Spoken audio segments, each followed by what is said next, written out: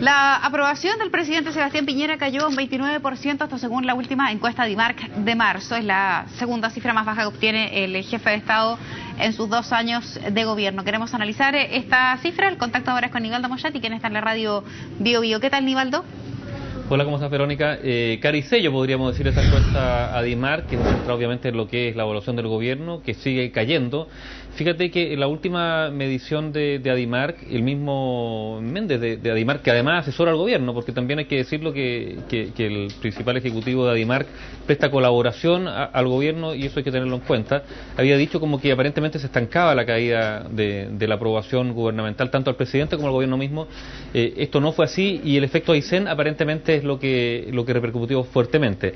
¿Por qué Caricello? Porque por otro lado, esto tampoco, a pesar de que hay solo 2 estimaciones o evaluaciones de la concertación o de la oposición en general, esto tampoco remonta, ni mucho menos, al contrario. La identificación con el gobierno está en un 28%, la identificación con la oposición en un 34%, un poco más, pero solo el 21% aprueba cómo está actuando la concertación contra el 24% que aprueba el gobierno. Ahora, ¿qué es lo significativo de esto?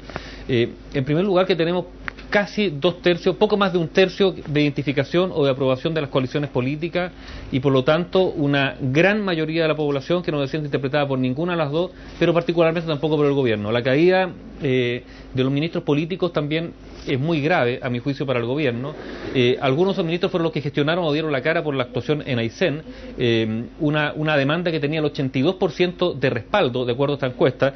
El ministro Larroulé, por ejemplo, cayó 15 puntos en su aprobación, Hinspeter 9 puntos, Chadwick 14 puntos, grave esto, cuando el vocero, el que da la cara, cae en una aprobación tan significativa, 14 puntos, significa que va a ser complicado transmitir mensajes creíbles para la población, sobre todo porque hay atributos, en este caso presidenciales, que siguen a la baja y que a mi juicio son gravísimos. ¿En qué sentido? No solo que el presidente no sea querido por un 67% de la población, sino que además no es creíble por un 67% de la población. Un gobierno funciona sobre la base de una promesa que elaboró durante una campaña electoral y después que se tradujo en un programa de gobierno. Y esa promesa es: vamos a ejecutar esto porque con lo que he prometido va a mejorar el país.